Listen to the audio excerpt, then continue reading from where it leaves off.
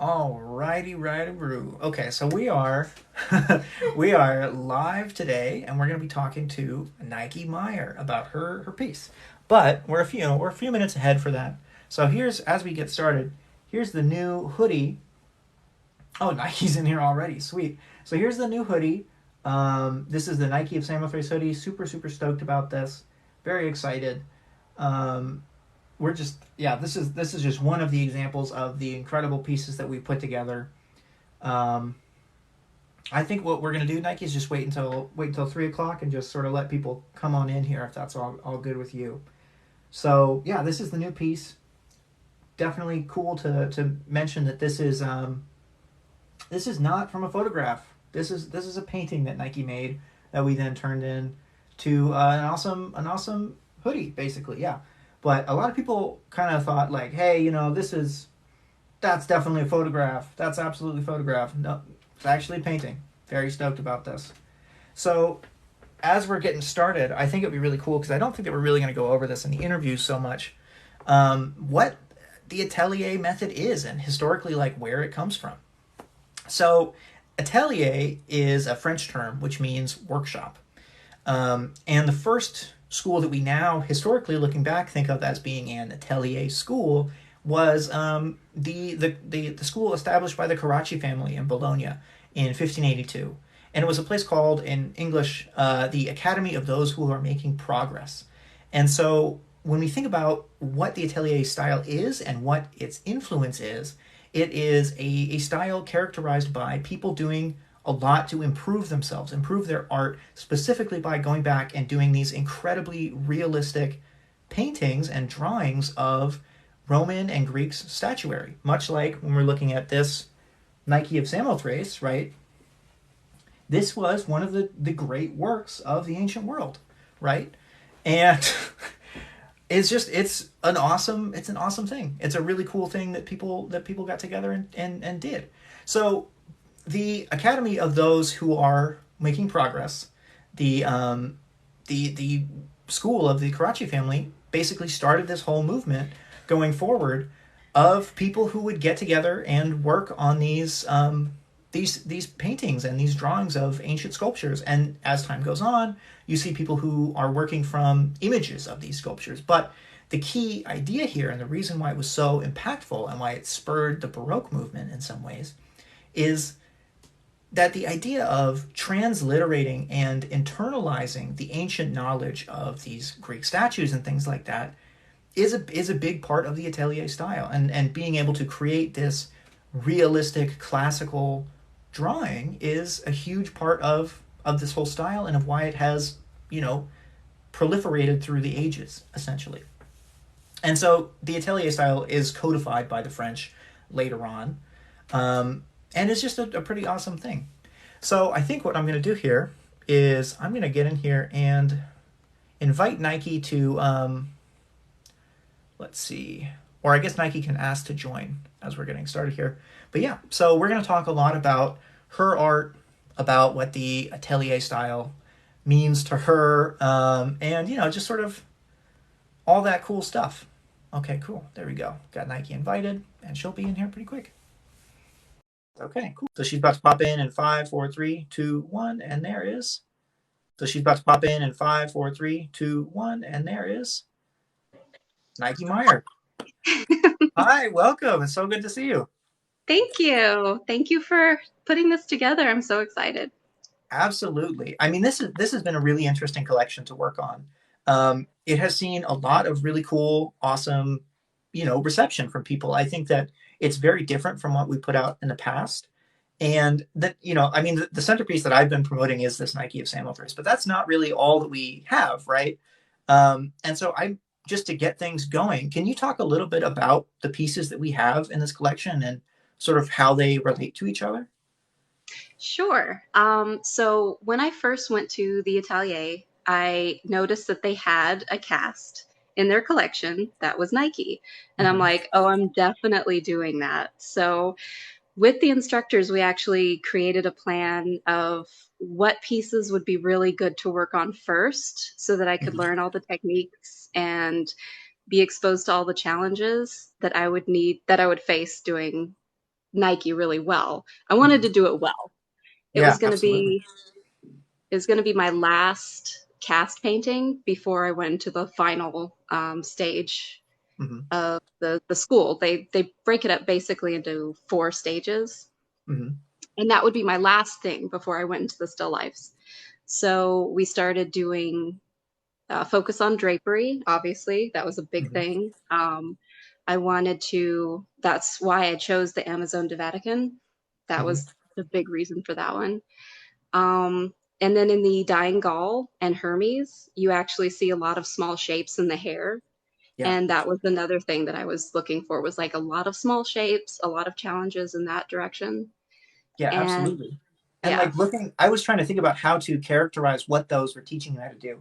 And when looking at Mhm. these, the wing, these are just incredible little crevices that you're able to create. The shadowing there is just insane, right? Like to be able Yeah. to physically go in there and make that with your own hand is just an incredible feat, right? Like And it's it's all just yeah, little shapes.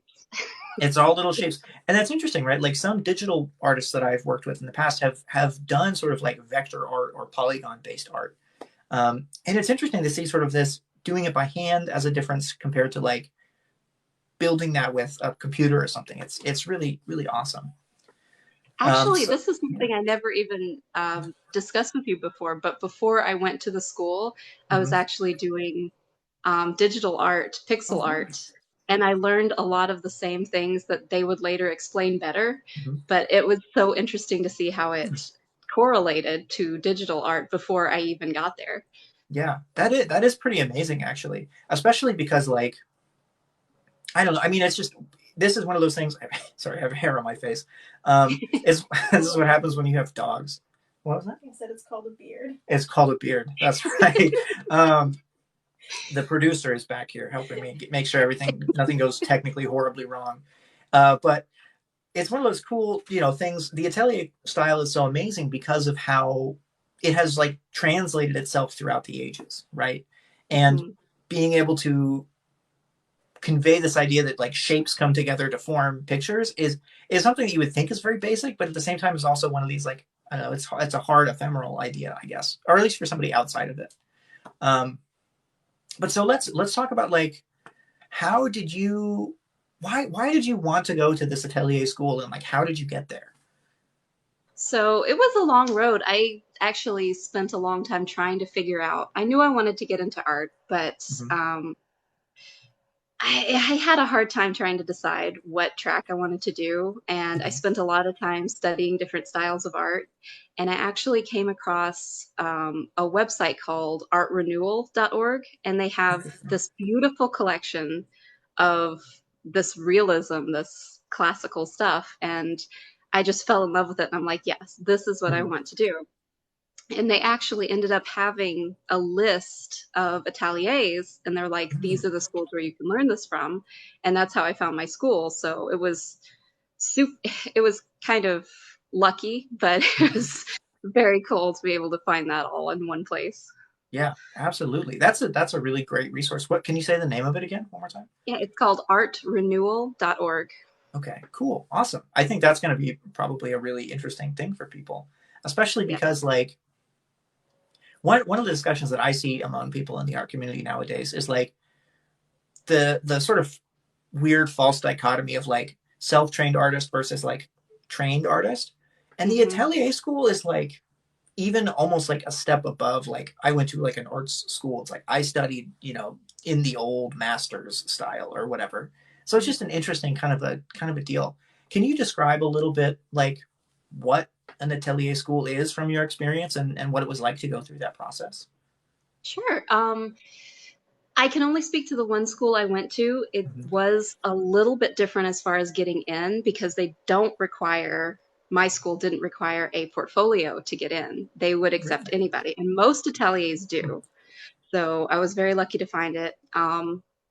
So how they structured it was they would start, it was based on Charles Bargues' drawing course. And he has this like gorgeous set of lithographs. And a Mm-hmm. lot of artists actually go through at least partially that program. Like you can see Picasso and Van Gogh have done bark Yeah. drawings. And so it was mostly based on that, and kind of their patron saint, as Hmm. far as artists go, was William Bouguereau.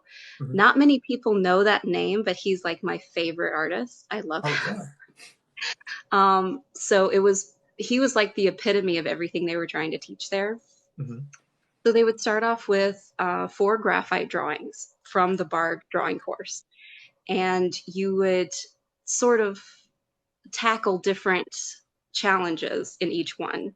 And they would Hmm. start off, and it would be proportion is the big thing. You have to learn to see, you have to learn to see the shapes and how they all fit together and be able to notice like even minute differences.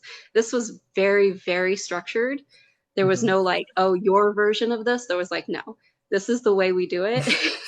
You need to learn Yeah. this way before you go off and do your own thing. Interesting. And then we would do the cast, we did charcoal cast drawings, and then we would Hmm. do the cast paintings, and then we moved on to still life. Okay. And the Wow. whole time we were doing that, we would be doing life drawing at the same time. Interesting. Wow. Okay. That's so. Wow. That's a pretty rigorous like system of training you to be an artist. Did it? So okay. What was your? How did you think about art prior to this training, and then how did you think about it after, like during and then afterwards? Like, does it change? I'm sure it does change how you look Oh, at yeah. art, but like, how does it change the way that you look at art? So before I got into it, I was very influenced by Disney. I loved Mhm. looking at like really beautiful storybook illustrations growing up. Um, so that's where kind of that love of the realism to an extent came from.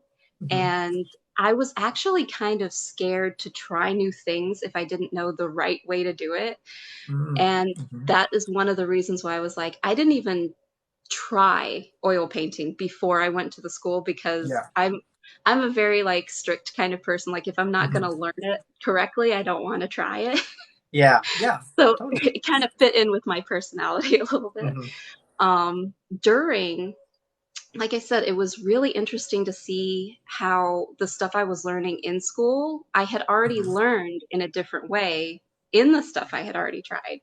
Mhm. So it was like, oh, okay, it's really clicking because I knew that, but now I'm like understanding why it works. Oh, And I then, see. yeah, and then afterward, it's like this foundation that I can base everything on, this toolkit that I can always dip into Mhm. because that's not the way I'm always going to do art. And Yeah. it's okay because I learned like when you learn the rules, then you learn how to break them effectively. Mhm. And so you can really do whatever you want afterward. The course itself is so disciplined and structured, and there's no Mhm. wiggle room for your own voice. But afterward, then you have that language that you can speak with. Yeah. Absolutely. So? How do you feel that that changed like the trajectory of your art career? Um, it gave me confidence, Okay. definitely, because I now have the confidence where, like, if I'm trying something new, and I love to do all kinds of projects, I hate to miss out on a cool opportunity. But if it's not working, I know I can go back to the basics of what I know, my Hmm. foundation, and work from there and figure out why it's not working. And so it Yeah. did give me the confidence to jump in and be like, oh, I can try this because I know I can do Yeah. it one way or another. That's cool. So it's changed like the way that your working process comes together, Hmm. right? Like one of the things Yeah. that I really like talking to artists about is what the process of making art is like and what it feels like. And some people, when they get to that stage where there's that level of impedance where they're like, this is not coming together the way that I want it to, or like, this is not, it doesn't feel right. A lot of artists will be like, oh, I just need to give it time. Would you Yeah. describe your process as different than that? And like, how so, if it is? Honestly, it there is always that moment like my teachers would always call it the ugly stage, and they're like, you have to trust the process. You Yeah. have to just let it get through the ugly stage. Like, don't panic. Mm-hmm. Just keep working, trust that it's going to work. And it always happens every single time, like Mm-hmm. without fail. But if you keep having difficulty beyond that, I'll know like, okay, I screwed something up in the beginning stages and I need to go Yeah. back. that's that's so like when you're working from something like a okay. let's back up. Like, can you explain what a Brog drawing is, and like who or a bar sorry a Barg drawing is, and like why they're important to this method? Honestly, I don't know the history as well as I probably should, but Mm-hmm. is actually he was an artist in his own right, but he's most Mm-hmm. famous for his drawing course, and he did all of these lithographs, and it's basically some people will go through and copy every single one, and it's like a lot. Mm-hmm. What my school did was they just chose four, depending on what the challenges that they wanted the student to experience. Mm-hmm. Um, he has been used for so long and just so extensively. I don't. I wish I had better like art history in this regard, Yeah. but as far as I know, just like he's super important to the Atelier style in that sense. Interesting. That's cool. I wonder if it's part of like as people moved away from the centers where this art was, where they could like look at the statue and make it from this. Like if you think about the Karachis and like their initial academy, they were sitting around these like ancient sculptures, being like, "This is like super. This is awesome. This is the coolest stuff I've ever seen. I've never seen anything like this before." Or I mean, they have seen it, but it's like ancient knowledge, right? Like when we think about Yeah. the historical context there, they're sitting there being like, "These guys could like." Do crazy math and like had aqueducts and society and like the Senate and all this wild like these people invented democracy. What the heck? Like we have kings. This is crazy. These people know all sorts of stuff.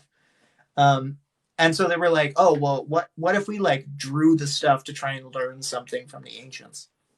And I wonder That's if as they got true away because from like those, what yeah, was like that? not everybody could be in Italy seeing all that stuff. So like Exactly. Somebody had to be the person to draw all of them really well and be like, yeah, use these forever. And that was just, I guess that was just Bard at that that point. makes sense.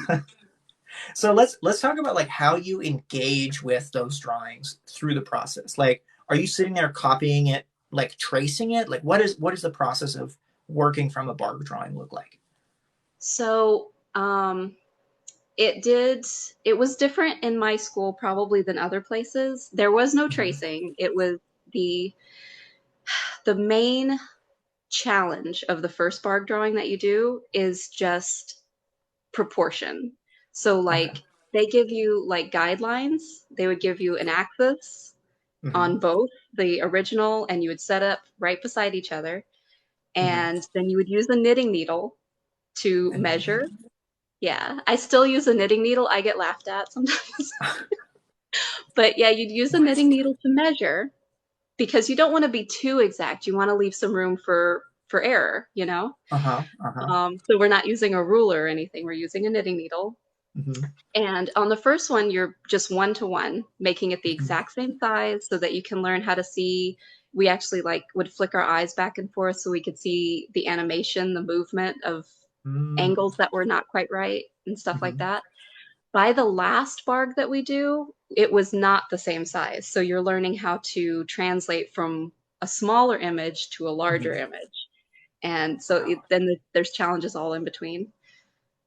That's pretty incredible, and it makes sense in the context of other art historians of that time, like thinking about when this was all coming together and why people would think that. Like there was this Mhm. one art historian who was named Morelli, and he created this thing called the Morellian method.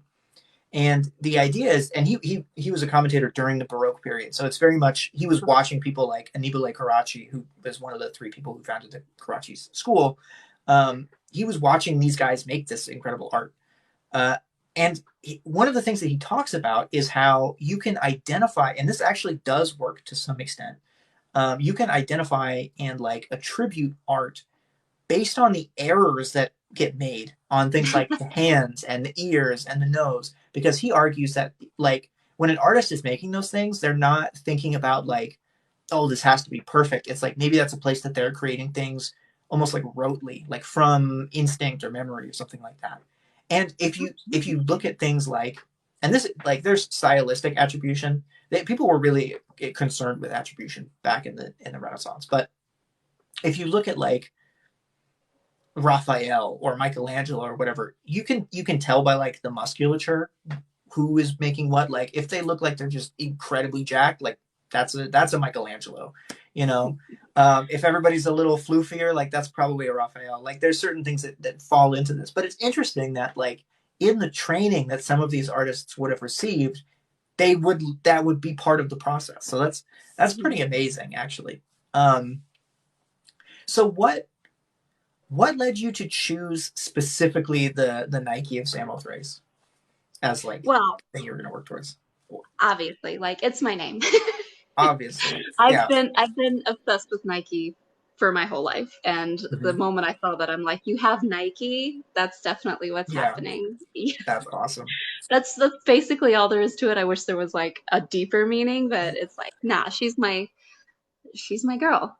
I That's love her. awesome. Yeah, that's all you need. That's the coolest thing ever. I mean, I think that's an underrated thing where like sometimes things just speak to you and you're like, hell yeah, let's go for it. You know?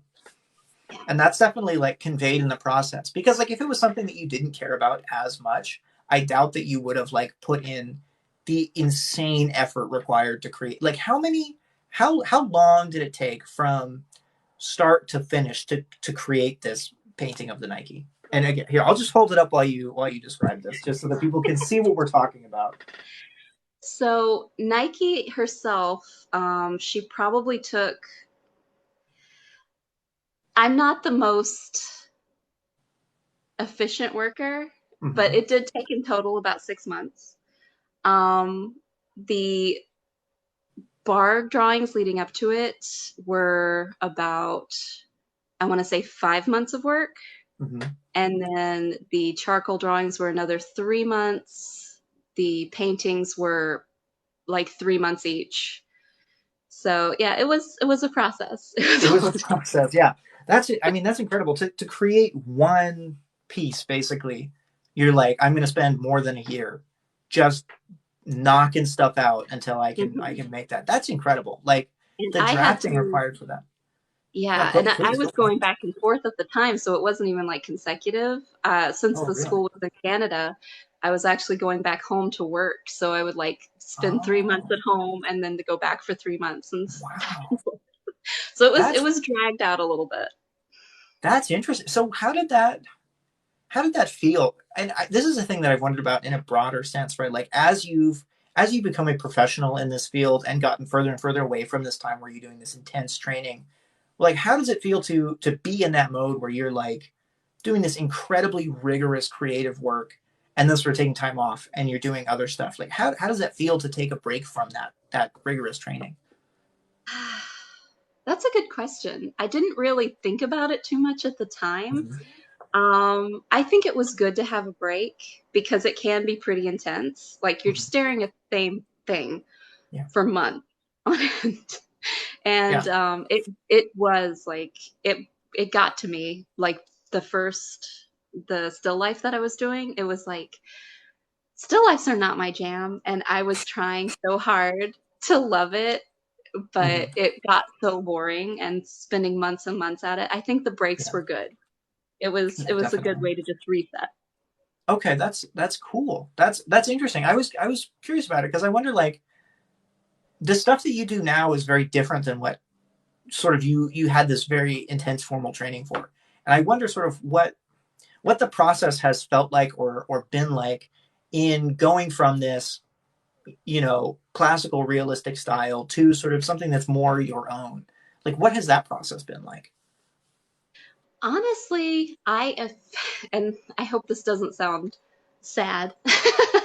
I still feel like I haven't found what it is that I want to be doing. Mm-hmm. And getting out of school and getting into like the real world of trying to sell my art, it felt like the stuff that I had learned how to do and the stuff that I wanted to do wasn't really marketable because it was so Mm-hmm. expensive to for Mm-hmm. someone to buy that kind of Mm-hmm. thing.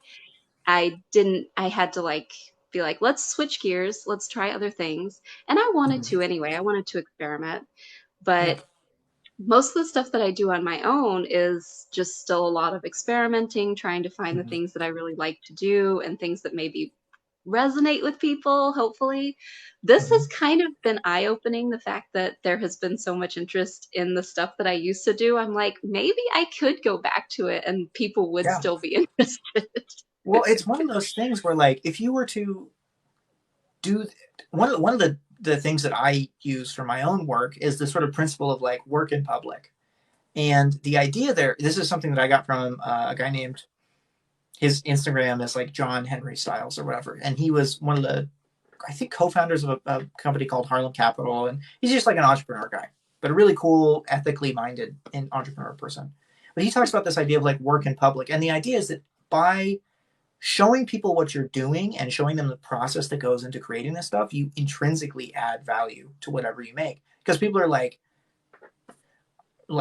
oh, it's like, what? That's what that process looks like. It takes you more than a year to make a painting. That's insane. That's nuts. That's so gnarly to imagine that you have to do like this drawing that's incredibly rigorous and this other drawing that's incredibly rigorous, and see the hand cramp and like just the blood, and it's just like, what is going on? That's incredible that somebody could do that, right? And so I think when people look at, the final product here, even on Mhm. something like a hoodie, where it's, obviously this is, we had to, there are some compromises for the medium. People can still look at that and go, what? That, and people, and as soon as you start educating people and be like, that's not a photograph. Somebody like Nike painted that. She sat there and made this herself. People are like, Yeah. are you kidding? No. And the thing is like, and the reason I was so happy that that Killer Michael Render was like, I tagged him and I was like, obviously he's not going to see this, and he's a dude who knows a lot about art. He's like a very cultured dude, and for him to be like, this is an incredible piece. That's a person who spent tens of thousands of dollars creating like a gold replica of this piece that you created, and for him to be like, nice work, thank you for shouting me out. That was cool. That was cool. It was just, I never expected that I mean, Yeah. I hoped that it would happen, but that was the thing where I was like, whoa. And so, I was really drawn to this piece in terms of advertising because it is so striking, because it is so beautiful, and just incredible to look at. But it's interesting moving sort of off of that into back into like questions and things like that. Is I wonder if there's like a delineation between the style that you learned while doing this training and sort of the style that you've been playing with, or are you like, maybe I'm going to go back and try this other thing and sort of see what happens? Like, what are your thoughts I and feelings on that? so I've always had all of these ideas that I wanted to Mm-hmm. do. Like I said, Bouguereau was my favorite. He does these gorgeous portraits, but he also does these huge narrative paintings with like mythical fantasy stuff. Yeah, And I always wanted to do stuff like that. I wanted to do yeah. big narrative. I love figure drawing and figure Mm-hmm. painting most of all. And so if I could do whatever I wanted to do, I would go and do that. Um, as far as like my own style, I've definitely noticed that even though I try to be a chameleon as much as possible and try to Mm-hmm. like do as many different things as I can, there is still an element of my own that I default Mm-hmm. to, that Mm-hmm. style that shows through just a little bit. And I'm Yeah. like, Well, yeah. I feel like it's probably more recognizable to other people than it is to me because I'm like, does this scream me? I don't know. Well, and that's probably part of that training, right? Of being like able to visualize and understand the subtleties of these images, where you're like, I know that I like that shape. You know what? A Yeah. regular person might look at that and go, no, that's a mouse. I don't know what you're talking about there, guy.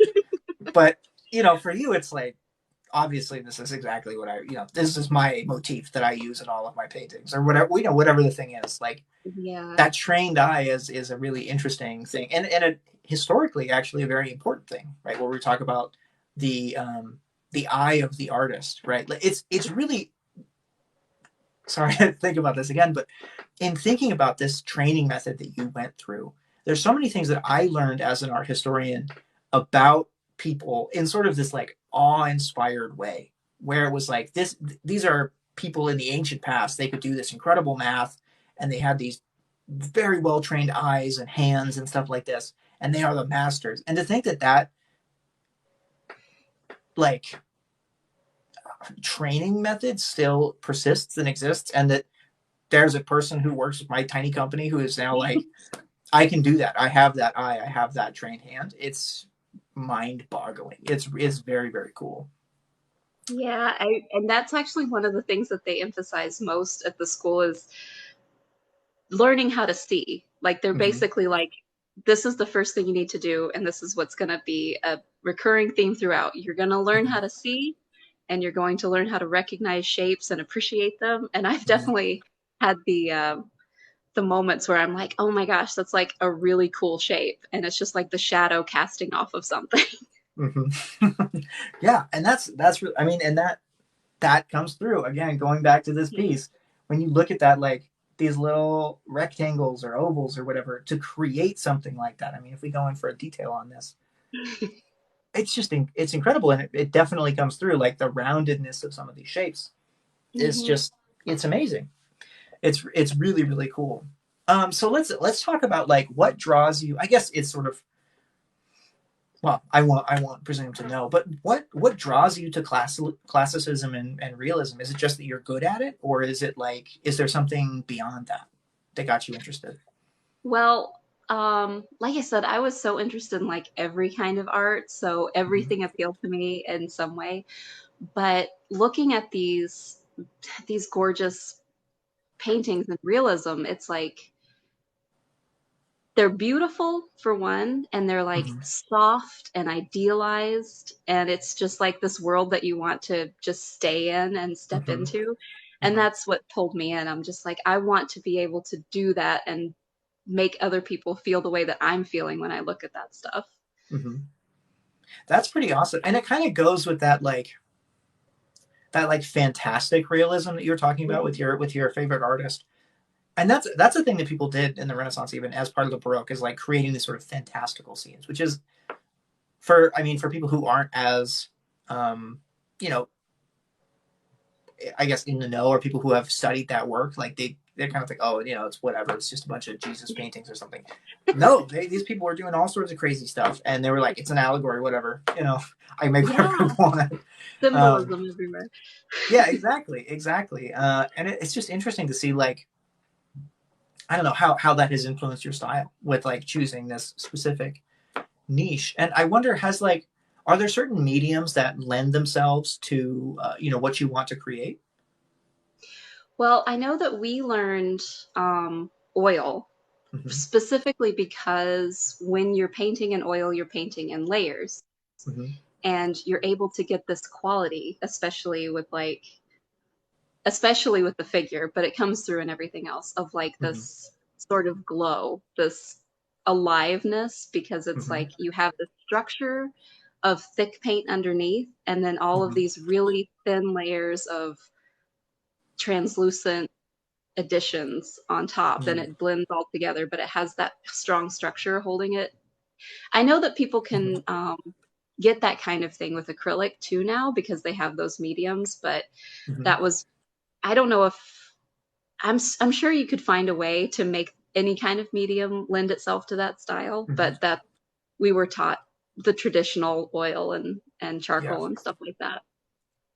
So, to one of the questions being asked here, what was the most frustrating part of this training, of this intense training that you went through? So just how long it would take to finish, like Mm-hmm. um I remember the first three bargs I did only took about a month each, and I say only even though that's like an That's insane crazy. amount of That's time a when you're that's not a used to that's it. hard. So when I got to the last one and it was taking, I can't remember if it took like 2 or 3 months. I was just like, "Whew, okay. I'm not even painting yet. This is just graphite, and Mm-hmm. it's already taking me 2 or 3 months to get all this right." I'm like, Mm-hmm. okay, I just have to get in the mindset of this is going to take a long time, and Mm-hmm. I was okay with that, fortunately, but it did start to wear on me at the end. It's just like Yeah. I want to be done. I want to do Yeah, the next. I bet that it would. That's crazy. So let's kind of look. forward to the stuff that you're doing now and the work that you have been doing over the last like 10 years, what are some of the longer standing projects that you have going on right now, if you're comfortable talking about them? Oh yeah. So the longest project that I've been working on, it's been years now. There's an author that I've been working with, and I do concept art illustrations for his books, and they're not out yet, and I haven't been able Mm-hmm. to share. But that's been some of the most fun because he has this amazing world that he's building, and Mm-hmm. all of these creatures that are like nothing real. They're like nothing you've seen before, but they need to Mm-hmm. feel real. And Mm-hmm. that's been like such a cool and fun challenge. Mm-hmm. Um, I've also done some illustrations for short stories. He had a book published of short stories, and I was able to like work on the cover and do some logos Mm-hmm. for him. So it's been like so many cool things to do just with the same person, and it's been a great relationship. The other longest, actually, there's two. When I first started, first jumped into it, I was actually able to do a really big oil painting. Mm-hmm. Um, it was actually a big collage of a bunch of influential women. And that Oh, was awesome. so, yeah, that was so great to be able to start with that. It really did build my confidence for being able to, like, okay, people actually want what I have to sell. Mm-hmm. Yeah, But then definitely. along came the opportunity to do the playing cards, and I got to do a Mm-hmm. whole deck of playing cards in a style that was not familiar to me really. Yeah. And that was, it took a while to get through everything, and it was like I'm kind of used to things that take a while anyway. Yeah. Yeah. But yeah, no, those were the longest projects I've had so far, and they've all Mm-hmm. been like so great in their own right. Yeah, definitely. That's really cool. So I wonder, like, what does it feel like to be able to look back on this like long-standing career of being an artist and sort of understanding, like, do you feel like you're really solidified in where you are, or do you want to like pivot and change? Like, what feels important to you, and what are you interested in working on? So That's a big question, honestly, also. I have to keep reminding myself because I still feel like I'm just getting started all the Hmm. time. And I look back and I'm like, okay, wait, I've done a lot of stuff. Like, I'm pretty experienced. But I have to Yeah. remind myself of that continually. It's such a weird feeling. But as far as like what I want to do going forward, I I don't know. Hmm. I wish I had more of a plan, but it's like Hmm. I still want to try new things. I just got Procreate for the Yeah. first time, so I've been spending a lot of time just like trying to figure that out and playing with it. Hmm.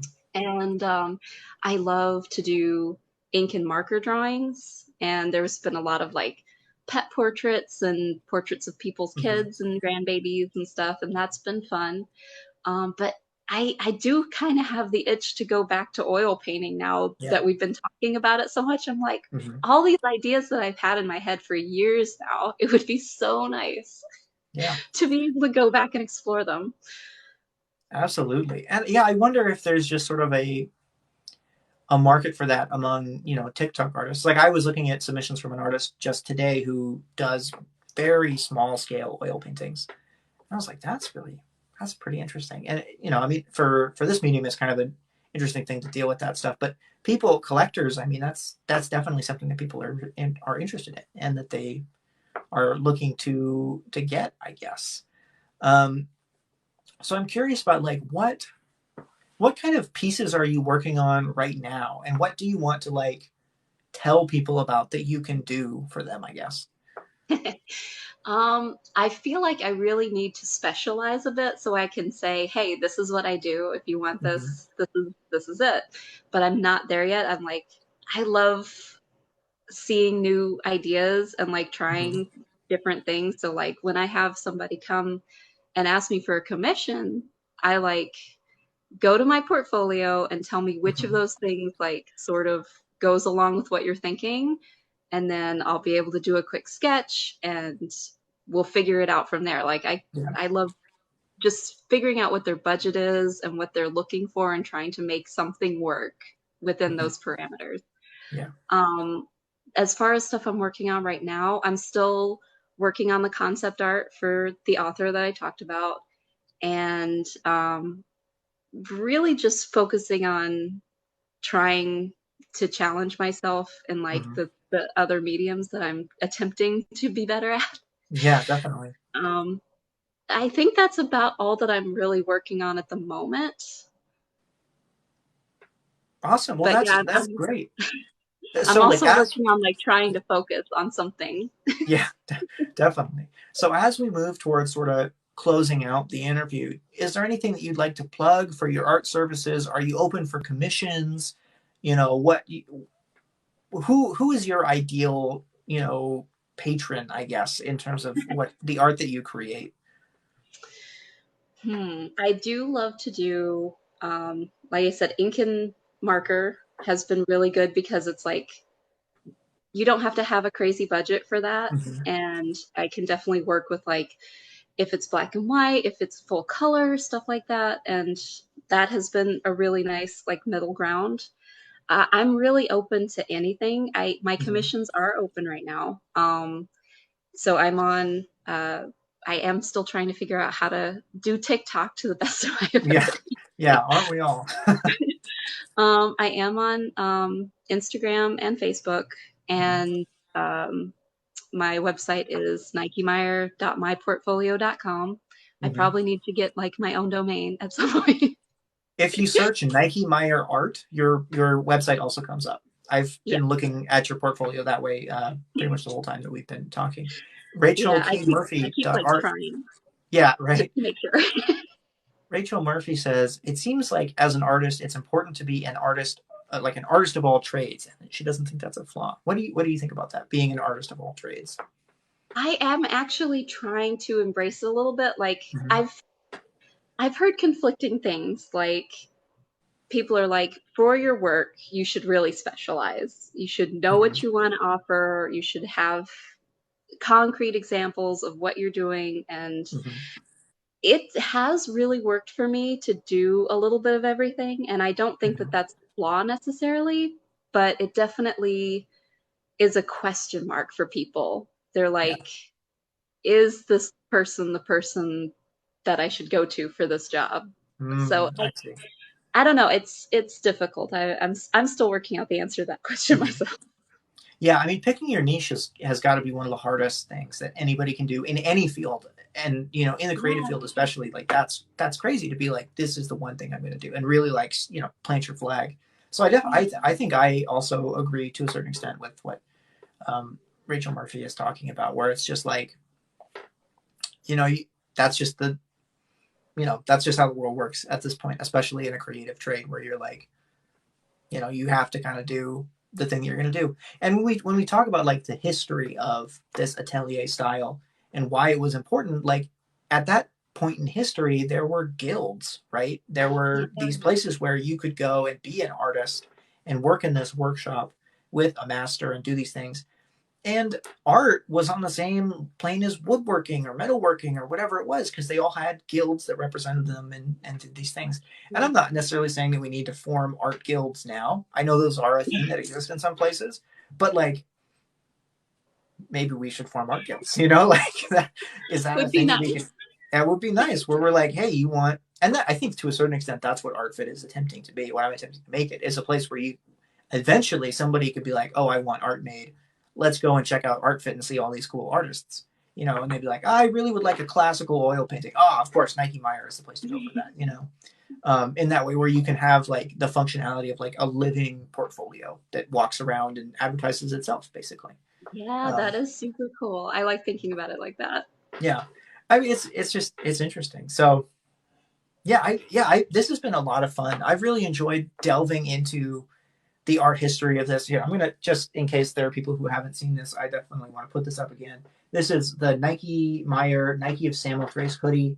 This is one of the many products that we've put out today as part of the Nike Meyer collection. You can go to artfitclothing.com. Our featured collection is Nike Meyer. You can go to artfitclothing.com/collection/Nike-Meyer. It's all up there. It's all over Instagram and TikTok and all this stuff, there's lots of links that will send you to the right place. So if you're at all curious to see what we've created, sort of the mix of the mediums, I've found it really fun to sort of mix high classicism with like streetwear. That's just kind of like a cool, funky idea. I just think it's interesting to bring it together that way. We also have a couple of new items that we've never put out before, like these notebooks, which have one of them has the Nike of Samuel's Race on the cover. The other one has the Belvedere torso, both of which are incredible pieces, which have inspired a lot of art throughout history. So, this has been. I don't play favorites. I don't say that one collection is my favorite to work with, but this one has been a lot of fun and has really engaged a lot of people that I'm really excited about. So, thank you so much for this opportunity to work with ArtFit, and it's been great, and I really appreciate the work that you've created and the stuff that you've done. I'm really excited to sort of continue to push this out as time goes on. Thank you. I really appreciate it. And I love talking about this stuff because I don't get to talk about Yeah, like atelier stuff very often. yeah, absolutely. And I wonder if this is one of those things that can be a thing to sort of something that we can talk about with artists more, right? Because when we talk about art school, people think like, oh, I have to go to like this 4-year university to do art studies or whatever. Maybe atelier Yeah, is a different idea, or maybe graphic design school is a different idea. But I wouldn't say any of these backgrounds or being self-taught is a whole different thing. But I wouldn't say that one of these is better than any of the others. But I think it's definitely interesting to see the different skills that you get from that. And I really like the way that we put this collection together, where we've attempted to show that process and show the skills that you've gotten. So maybe that will yeah, inspire somebody to try and learn this style that has existed throughout history. that would be cool. Like, Yeah, not many people know that it even exists, yeah, so it's really cool to get the word out there in my own yeah. way. Absolutely. Absolutely. So this has been such a pleasure. Thank you to everybody who's tuned in. This video will also be going up on the YouTube channel in a day or two as soon as I get this all downloaded, basically. But thank you so much for coming. The collection is out now on artfitclothing.com. This has been Nike Meyer. I'm Kel from ArtFit, and thanks everybody for tuning in, and thank you Nike for being here. Bye. Thank Bye you. bye.